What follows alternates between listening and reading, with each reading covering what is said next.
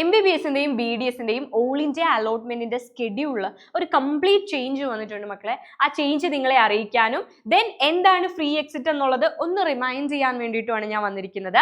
കാരണം കേരളയുടെ അലോട്ട്മെന്റിന്റെ റിസൾട്ട് വരുന്നതിന് മുൻപ് തന്നെ നമ്മൾക്ക് ഓൾ ഇന്ത്യയുടെ റിസൾട്ട് വരുന്നതായിരിക്കും. അപ്പൊ നിങ്ങൾ ശ്രദ്ധിച്ചോളൂ. ആദ്യം രജിസ്ട്രേഷൻ എക്സ്റ്റെൻഡ് ചെയ്തിരിക്കുന്നത് ഓഗസ്റ്റ് 3 വരെയിലേക്കാണ്.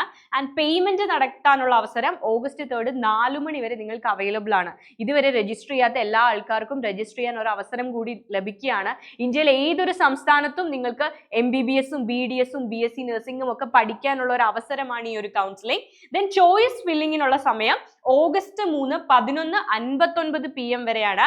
അതേ ദിവസം തന്നെ ഈവനിങ് 6 മണി തൊട്ട് 6 PM തൊട്ട് 11:59 PM വരെ നിങ്ങൾക്ക് നിങ്ങളുടെ ചോയ്സ് ലോക്കിംഗ് നടത്താം. നിങ്ങൾ അവിടെ കൺഫർമേഷൻ നടത്തുകയാണ്.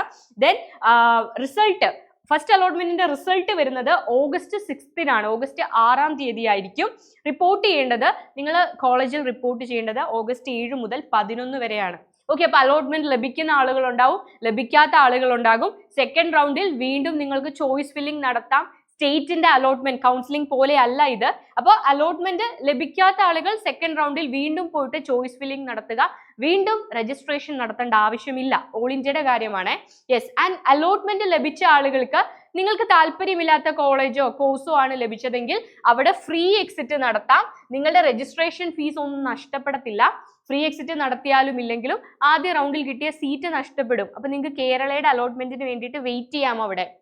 ആൻഡ് ഓൾ ഇന്ത്യയുടെ സെക്കൻഡ് റൗണ്ടിലേക്ക് നിങ്ങൾക്ക് വീണ്ടും പോകാനും സാധിക്കും. അപ്പൊ റൗണ്ട് 1-ൽ മാത്രമാണ് ഫ്രീ എക്സിറ്റ് പോസിബിൾ ആയിട്ടുള്ളത്. ആ ഒരു കാര്യം ഓർത്തു വെക്കുക. ഇനി അലോട്ട്മെന്റ് കിട്ടിയ കുട്ടികൾക്ക് ഒന്നുകിൽ അലോട്ട്മെന്റ് കിട്ടിയ ഇൻസ്റ്റിറ്റ്യൂട്ടിൽ, ഇപ്പൊ എയിംസിൽ കിട്ടി, നിങ്ങൾ ആഗ്രഹിച്ച ക്യാമ്പസ് ആണ്, ആഗ്രഹിച്ച സീറ്റാണ്, അവിടെ നിങ്ങൾക്ക് പെർമനന്റ് ആയിട്ട് ജോയിൻ ചെയ്യാം. അല്ലെങ്കിൽ നിങ്ങൾക്ക് ഒരു സീറ്റ് കിട്ടി, വേറൊരു അതിനുള്ള ഓക്കെ ആണ്, ബട്ട് വേറൊരു സീറ്റിലേക്ക് പോകണമെങ്കിൽ അവിടെ ജോയിൻ ചെയ്തുകൊണ്ട് അപ്ഗ്രഡേഷന് കൊടുക്കാം. അതായത് ഉന്നതമായ വേറൊരു സ്ഥലത്തേക്ക് അല്ലെങ്കിൽ വേറൊരു കോഴ്സിലേക്ക് കോളേജിലേക്ക് പോകാൻ വേണ്ടിയിട്ടാണ് അപ്ഗ്രഡേഷൻ കൊടുക്കുക. അപ്പൊ എന്തൊക്കെയുണ്ട്? ഒന്നുകിൽ സീറ്റ് കിട്ടാത്തവർ റൗണ്ട് 2-ന് വേണ്ടിയിട്ടും കേരളയ്ക്ക് വേണ്ടിയിട്ടും വെയിറ്റ് ചെയ്യുക. സീറ്റ് കിട്ടിയ കുട്ടികളാണെങ്കിൽ ഒന്നുകിൽ അവിടെ ജോയിൻ ചെയ്ത് അവിടെ കണ്ടിന്യൂ ചെയ്ത് പഠിക്കുക.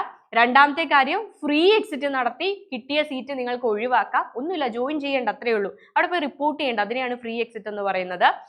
അടുത്തത്, ജോയിൻ ചെയ്ത സീറ്റിൽ തന്നെ നിങ്ങൾക്ക് അവിടെ നിന്നുകൊണ്ട് അപ്ഗ്രഡേഷന് വേണ്ടി, മാറ്റത്തിന് വേണ്ടി കൊടുക്കാം. അപ്പൊ ഇത്രയും കാര്യങ്ങൾ ഓർത്തു വയ്ക്കുക. രജിസ്റ്റർ ചെയ്യാത്ത ആളുകൾ എത്രയും പെട്ടെന്ന് തന്നെ നിങ്ങൾ ആ സീറ്റ് ആഗ്രഹിക്കുന്നെങ്കിൽ രജിസ്ട്രേഷൻ കംപ്ലീറ്റ് ചെയ്യുക. എനിവേ, നമുക്ക് വീണ്ടും മീറ്റ് ചെയ്യാം. ബൈ.